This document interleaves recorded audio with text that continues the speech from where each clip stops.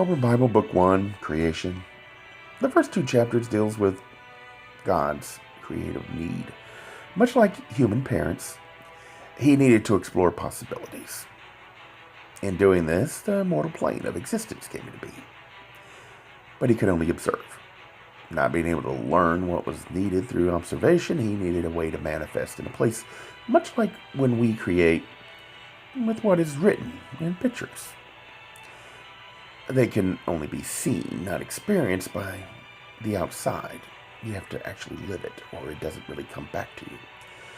Those that create might have that experience, and then what's created is more vivid to the ears, and others that could perceive it might actually be able to make that leap. Others will not ever be able to make that leap. Thus, humanity, a modification of something on the mortal plane that could allow him to learn through doing. But he has all the knowledge there is, so there has to be limits. Placing of restrictions to allow him to struggle. This is done through mind and body. They are the tethers to hold us here. The mind, much like a spouse, a partner that will contain what is needed, while the spark is kept safe within the body. It basically behaves the role as, on society's level, that the family does. It stays safe within and can experience without knowing the full knowledge that it needs. It can go to the mind to gain what it's learned and then maybe interpret the knowledge in different ways. The spark must have possibilities to engage on Earth. And this is the role man finds itself. Like God has placed the weights to limit himself, he allows the spark to do the same. The human trinity must be managed, not crushed or defeated, ignored or rejected. It teaches humility to something that has never found itself denied what it wants. The rules, called learned behavior, God sets in place is to allow the mind to continue to fulfill the functions that are repetitive and weighs down the soul. Basically, the role it was always playing when it was just a beast. The soul can then experience and engage in creativity. However, soul can place rules. This was necessary. Natural disasters mean coping behavior with trauma must be managed. It is how we choose to handle this that will limit the soul's ability. Soul has empathy. It will not surrender to outside forces. However, mind and body are companions. They are of earth and will not leave with us. It will bend to their fears, having empathy, just like you would bend to your children, having pain. God placed on himself limits, so in what is learned will go back. Those rules we placed have made us hide from him. Yet we perceive this as punishment. He didn't leave us. We left him. We needed certainty. We've forgotten to find God. You only need to seek him in the place he's always been. Destiny is the path. When we reach the end, that knowledge enriches him. The fate is the lessons that happen depending on the soul's chosen way of fulfilling the destiny. God must adjust lessons so the destiny is fulfilled, while you have free will. This is my impression of the first 7 verses of chapter 5. The sowing and reaping are the repercussions of our actions, cause and effect. Effect can't be denied. However, cause means looking at how you could have made better choices. Blame is easier. The problem is another's, and soul will always be selfish. Its rules is often in place to avoid limits to creativity, and cause would teach it.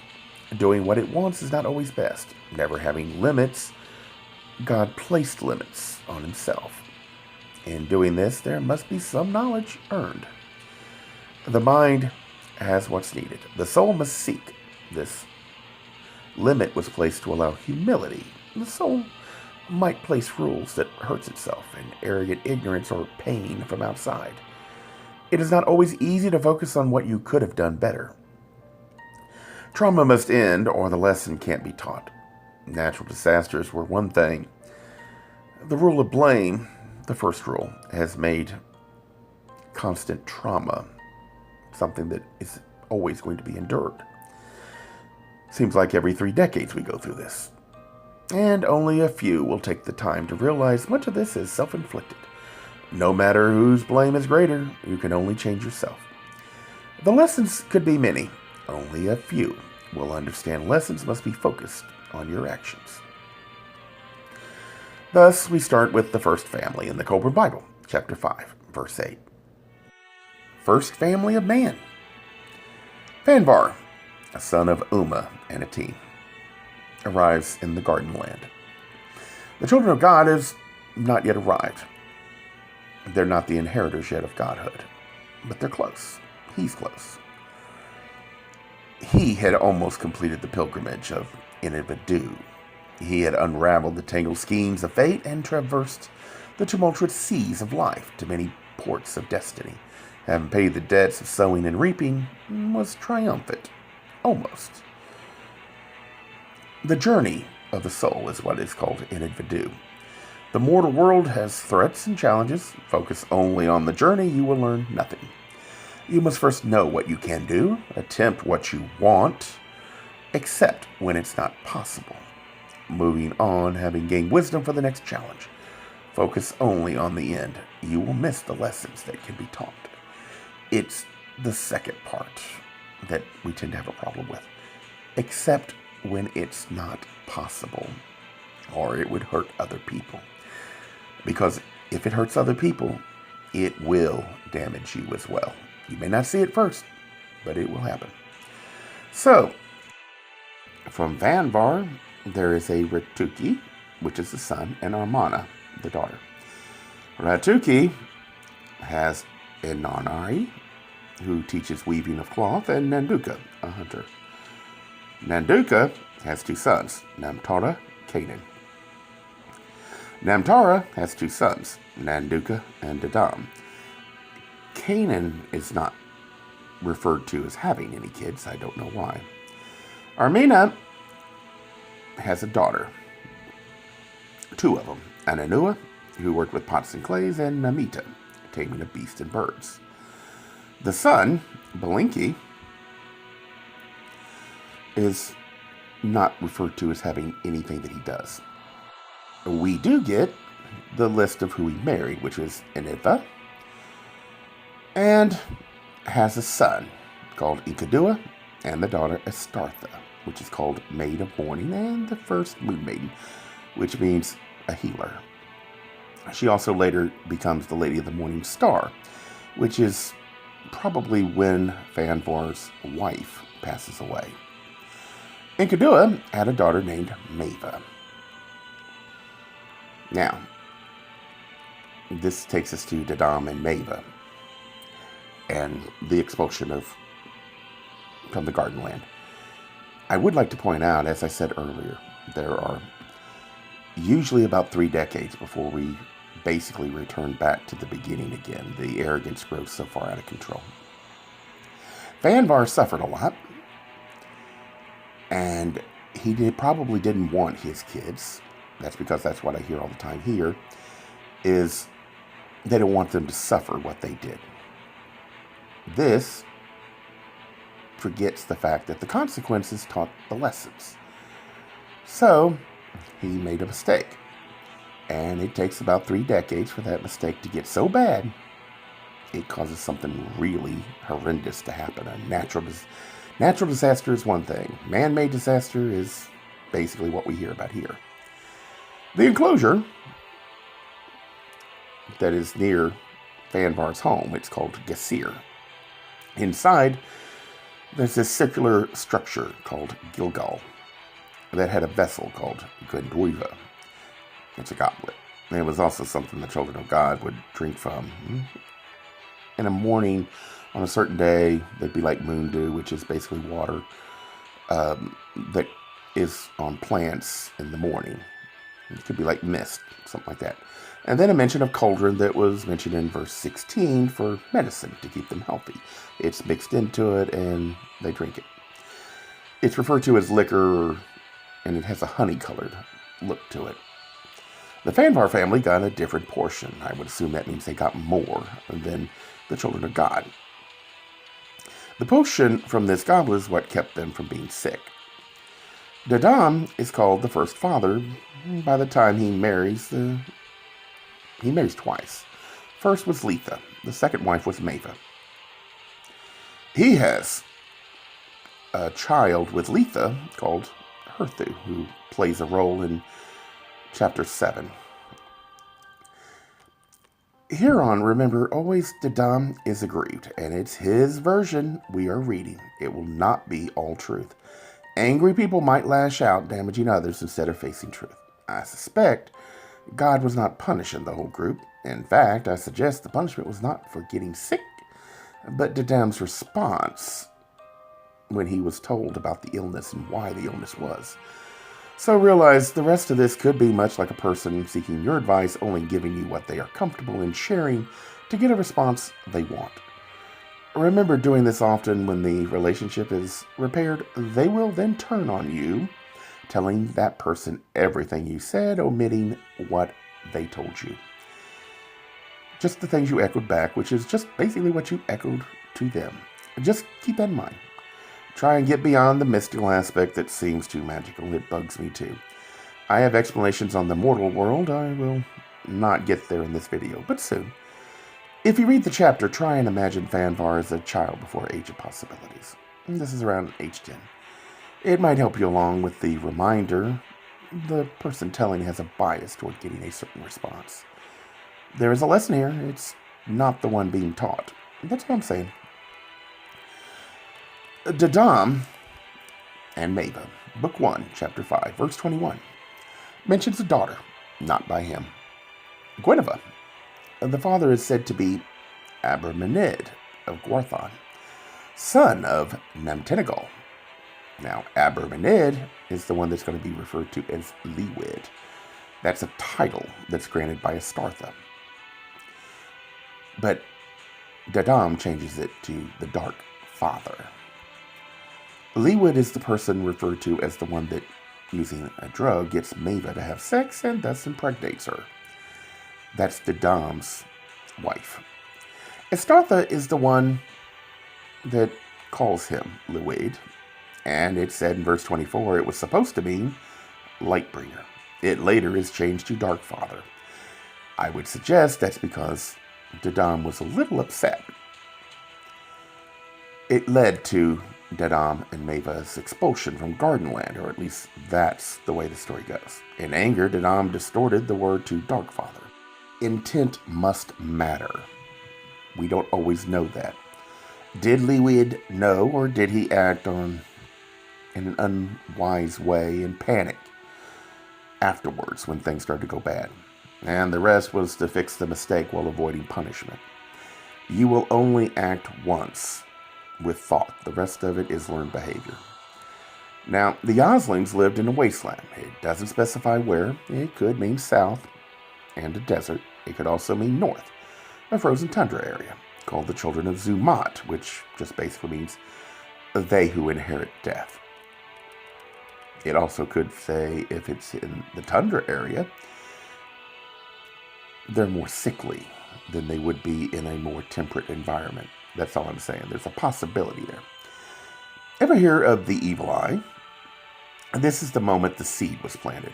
Namtinigal was the first to enter the Gardenland to learn in the days when Astartha was teaching. It was okay to teach them, just not to embrace them. She was a granddaughter of Fanvar's, Book 1, Chapter 5. There's 2 rules mentioned. Yoslings could not use the elixir from the goblet or it would cause a wasting disease.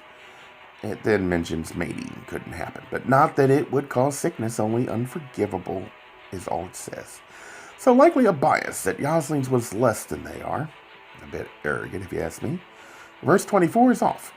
The wily one is clearly Namtinigal, but he doesn't come across that way in the story. His son is brought to Astartha to learn. It's assumed that it was to learn to get this drug, I assume. That doesn't mean that was the intent for Namtinigal. It might have been he saw some value, even though he wasn't allowed to have everything. We just don't know. Namtinigal was welcome, but not allowed any of the benefits, just lectures that constantly said they were better than him, while he likely felt the only difference was that they was what they had kept from him. And it could be also what his son was hoping to get, but only experience. But in their arrogance, they never bothered to consider bringing him into this, or being less arrogant. Much like we face today at certain points in our every 30-year problem areas. Verse 25 shows the problem was Jocelyn's freely indulged in sex. That's what they saw was bad. So Lewid was indulging in this on the sly. He was still having contact with yoslings, even though he was living in the enclosure. Much like children desperately try to honor the parents, yet for us, the LGBTQ community, they can't deny the path they were given, that God gave them. They could only attempt to do the impossible. The arrogant force them to do the impossible and then blame repercussions on their inability to continue this. They eventually act in a way that makes it dangerous, acting furtively, and then they get damaged. And it's assumed it's because of their persuasion.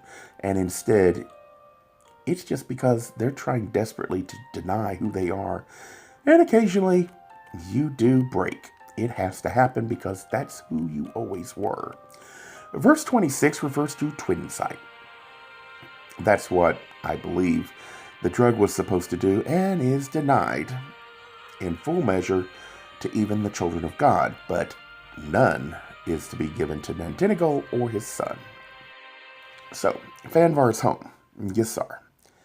Maeva is walking, often in the garden areas where she walks, and Lewid sees her.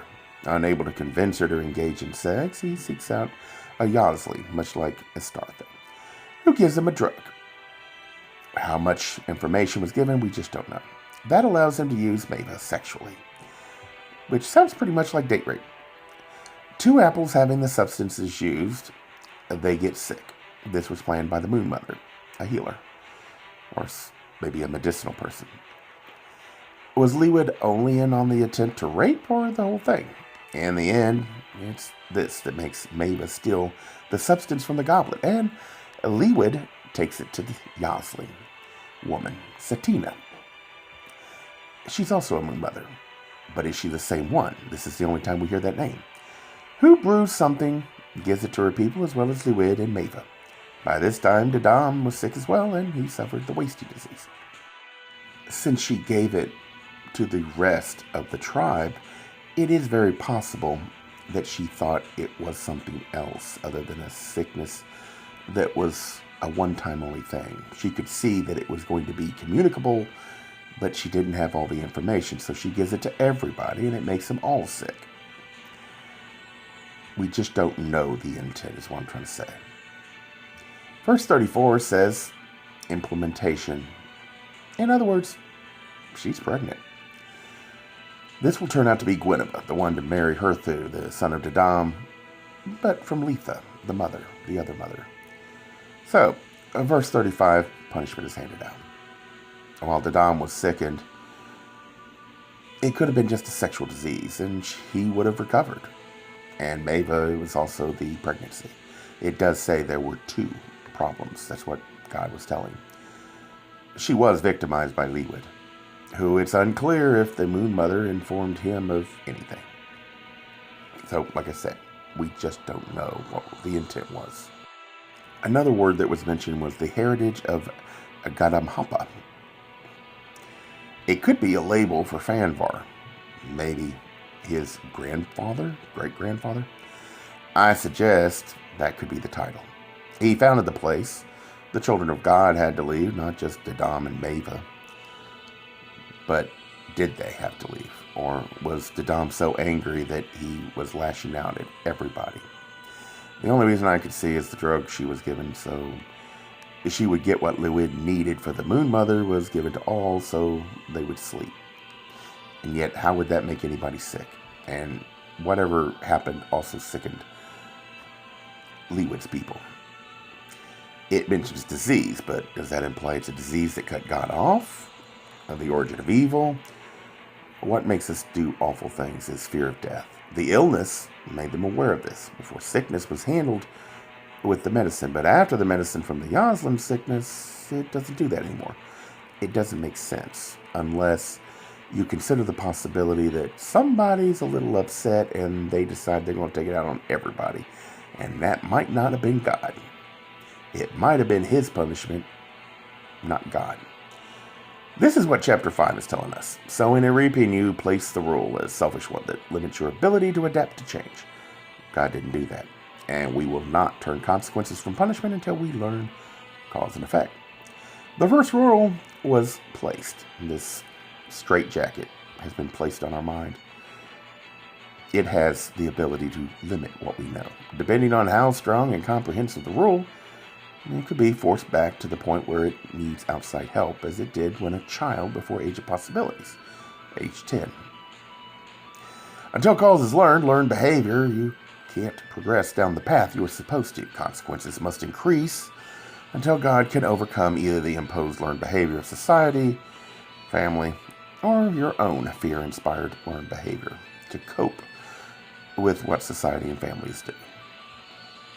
Things will not get easier until the soul understands this, learns humility, sees how, as it's damaging others, it's damaging itself, infecting itself with the insanity that if it could do this to someone else, it's going to assume others would do it to them, when they're probably not.